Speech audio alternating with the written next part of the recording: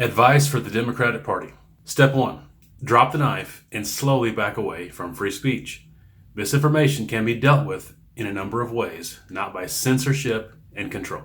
Step 2. Take off the blindfold of anti-Trumpness. You are the blind leading the blind currently. What do you stand for? What are your ideas? It can't just be to go against Trump. Instead of seeing clearly where to take your party, you're blindly following his lead. Step 3, stop eating your own. In order to win elections, you must form a coalition, not cancel everyone. You just keep throwing people off the train of your party if they aren't on the same woke anti-Trump level as you. You don't all have to think like a hive mind. Step 4, turn off MSNBC and leave the liberal university just for a moment so you can take a class in common sense from some common rural Americans. You can have empathy towards someone without that leading to ridiculous ideas. Step 5, stop demonizing your opponents or detractors.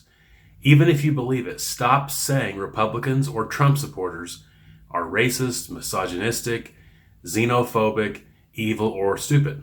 Step 6, maybe rethink the victimhood mentality, entitlement, and blaming everything on race, the patriarchy, and Judeo-Christian values thing. This is a main course you've been serving for a while, and it's getting a little played out. At least sprinkle in a little bit of personal responsibility on the side, and maybe season with some accountability for taste. Step 7, consider restructuring your priorities. Environmentalism is good, but when those policies are making the cost of living go up across the board, you might need to take a step back.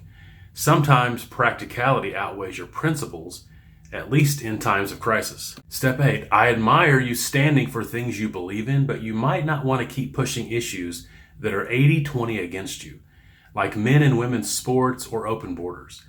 Are these the hills you're ready to die on? Because that's what's happening.